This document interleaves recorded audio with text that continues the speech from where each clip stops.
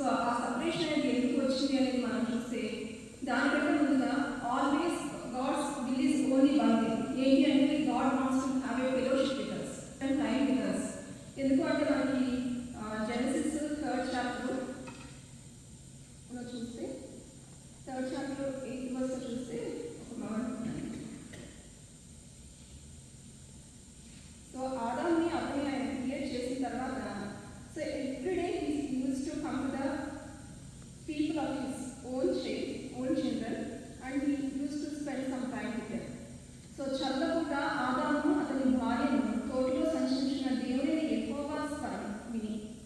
So అంటే ప్రతిరోజు కూడా దేవుడు యెహోవా తనని వాళ్ళ దగ్గరికి వచ్చి వాళ్ళతో ఒక సమయాన్ని స్పెండ్ చేసినట్టుగా మనం చూస్తామండి. So always God is looking for a relationship with him. So God is always looking for the having time to spend time with him in his presence. So మనం లైఫ్ మనకి దేవుడు ఇచ్చిన తర్వాత మనందరం కూడా చాలా బిజీగా అయిపోతూ ఉంటాము, పనిలో పడిపోతూ ఉంటాము. కానీ what God is expecting from us is he wants us to spend in his presence. So ఆ టైంని మనం స్పెండ్ చేయాలి అని చెప్పేసి ఆ టైంని స్పెండ్ చేయడమే కాకుండా ఆయనతో ఎల్లప్పుడూ కూడా ఫెలోషిప్ కలిగి ఉండాలి అని చెప్పేసి దేవుడు కోరుకుంటున్నాడు. సో దాని మూలంగానే దాన్ని బట్టే దేవుడు అసలు లోకానికి రావాలి అని, అంతేకాకుండా ఎక్కడైతే ఆ సిన్ ద్వారా ఆ సపరేషన్ అనేది జరిగిందో ఆ సపరేషన్ ఎక్కడైతే జరిగిందో మళ్ళీ దాన్ని యునైట్ చేయాలి అని చెప్పేసి దేవుని యొక్క క్రీస్తు యొక్క శిలువ ప్రణాళిక వెళ్తుంది.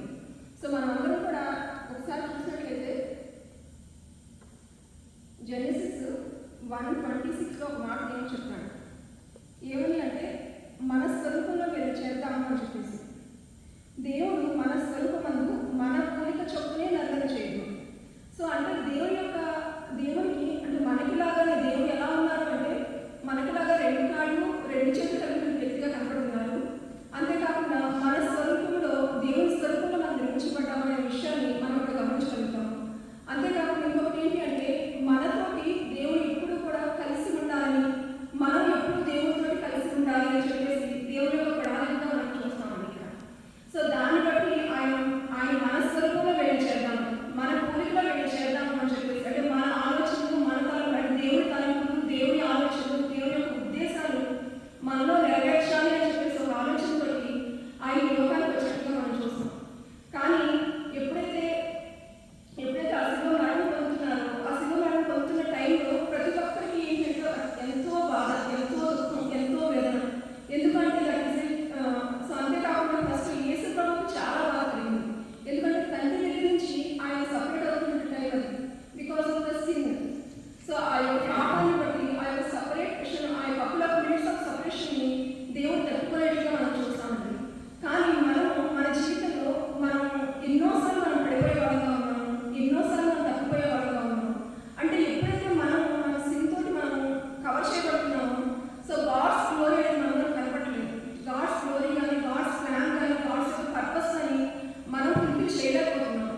సో ఆ ఫుల్ఫిల్మెంట్ జరగాలి అంటే మనం దేవునితో ఎప్పుడు కూడా యునైట్ అవ్వాలి అని చెప్పేసి మనం గమనించాల్సిన విషయంగా ఉంది. ఎందుకంటే all the time we have body, soul and spirit. So always soul wants to dominate. So fleshly deeds, fleshly thoughts, fleshly actions, so ఇవన్నీ కూడా మనం ఎప్పుడు డామినేట్ చేయాలి అని చెప్పేసి మనల్ని అంటే దేవుని యొక్క స్పిరిట్ నుంచి మనం దూరం చేయాలని చెప్పేసి ప్రయత్నిస్తున్నట్టుగా మనం గమనిస్తూ ఉంటాము. కొన్నిసార్లు మనకున్న పరిస్థితిని బట్టి మనం మాట్లాడేస్తూ ఉంటాము. కొన్నిసార్లు మన పరిస్థితిని బట్టి we are going to think so much than the usual. So అంటే జరిగే దానికంటే కూడా ఎక్కువ మనం మాట్లాడేసి ఎక్కువ ఆలోచించుకుంటూ ఉంటాము. కానీ ఇక్కడ దేవుని వాక్యం మనం గమనించినట్లయితే యేసు ప్రభువుని శిలువ వేయడం అనేది మనందరికీ కూడా ఎంతో గొప్ప విషయం, ఎంతో మంచి విషయం. కానీ ఆ విషయం దేవుని వాక్యంలో ఒక మాట నేను చదువుతాను. 1 Corinthians 2:7 and 8.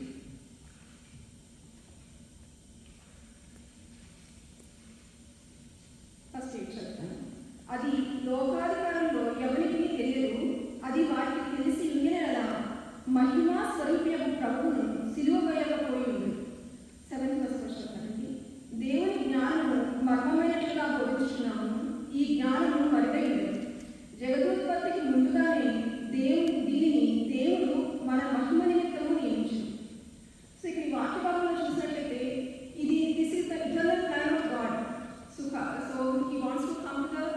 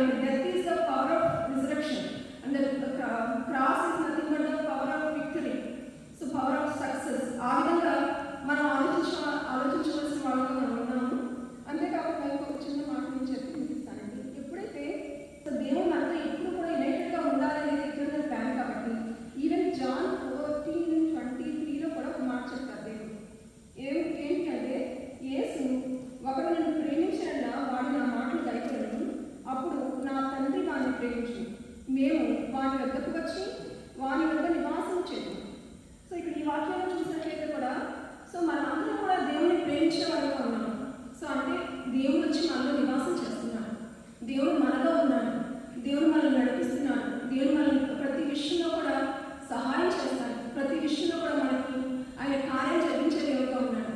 కాబట్టి ఈ విషయాన్ని ప్రతి పరిస్థితిలో కూడా మనం జ్ఞాపకం ఉంచుకుంటూ ప్రతి విషయంలో కూడా మనం ముందుకు సాగాలని కోరుకుంటున్నానండి.